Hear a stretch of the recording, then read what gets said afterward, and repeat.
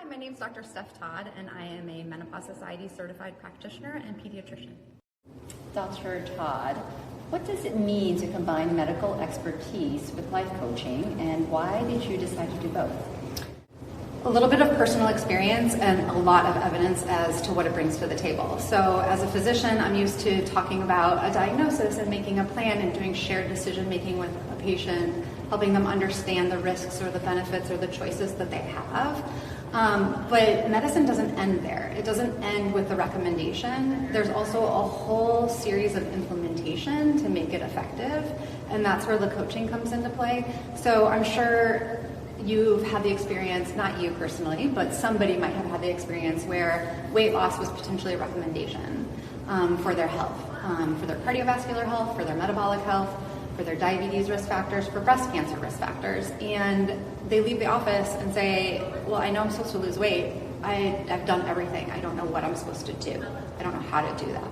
And the doctor never made specific recommendations or potentially made really bad recommendations that are old school mentality, dogma, that they should just eat less and exercise more. And we've come to learn so much more about hormones and how our bodies are working, and it's not as simple as that. So coaching really helps supplement medical plans by helping the person figure out individually, how can I do this? What steps do I need to take? How can I be accountable for what I'm doing? Is this really working or not working? Can we shift? These are all parts of coaching. Amazing. Dr. Todd, what is the mental load of midlife doing to women's health that is not being talked about enough? What woman out there has not experienced the mental load of midlife? It's in existence from the time, I feel like since birth. Our society has been socialized into expecting women to do all sorts of things. And somehow that imprinting becomes part of our genetic makeup almost, where we feel like we have to do it all, or we have to be doing X, Y, or Z to be deemed good at or successful or the best or whatever that is. And I think we're doing a disservice to our health by putting all those expectations on ourselves. And we need to just take a breath, take a minute, and really start to think, what am I carrying, and is it serving me? Is it serving my children? Is it serving my relationship? Are these things that I really want for myself, that's bringing me a better life, a better quality of life, better health for myself, more happiness, more joy? Or is this just something I'm doing because I think I'm supposed to be doing it? And not just that, I'm supposed to be doing it well. So, fill in the blank. There's a million things that we have on our plate that are associated with being a woman and the mental load that comes with that. Eating healthy, cooking, raising children, not just raising children, but expecting them to go to these amazing colleges and become these amazing people. And it's we need to just slow down for a second and decide what's happening. Right. Amazing. What happens to women's cardiovascular and bone health if perimenopause goes untreated for years? Well, since I'm a pediatrician, let's talk about bone health first. So actually the recommendation is for children, especially in adolescents, to get 1,300 milligrams of calcium daily in order to build their bone supply. So when you're a child, all the way through up till about age 30, we're constantly adding new bone and building bone density.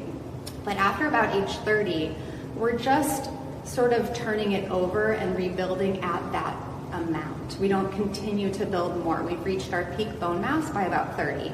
And in perimenopause, we lose estrogen, which is a very important hormone that helps with some of that bone building and less bone breakdown.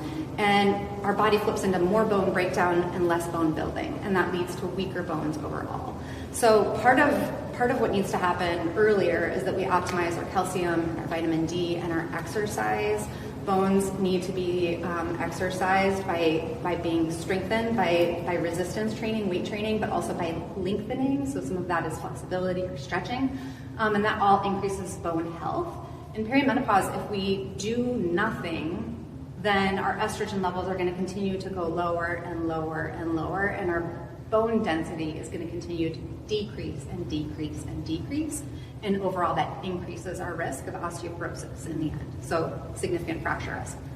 From a vascular perspective, estrogen is also a workhorse here.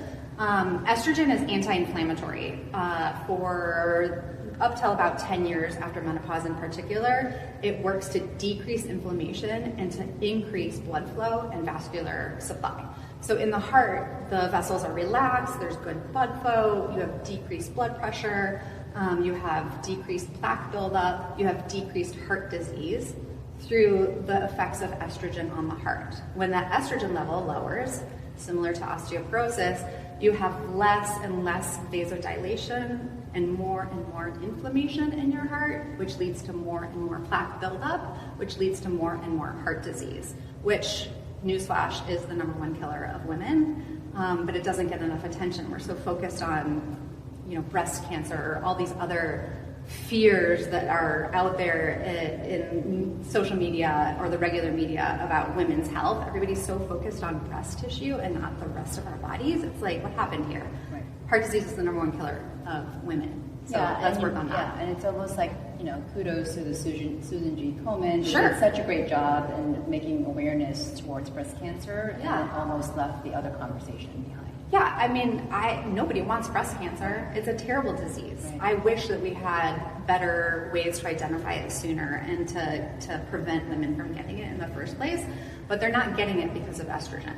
We can talk about that in a whole separate conversation. But yeah, we're losing sight of women's health and what they need in the long run for longevity, to age well, to have good functionality when they're 80. And we're only focusing on small pieces of women's health that are not necessarily the whole picture, and certainly not what we asked to be focusing on ourselves. Other people have told us that's what we have to focus on.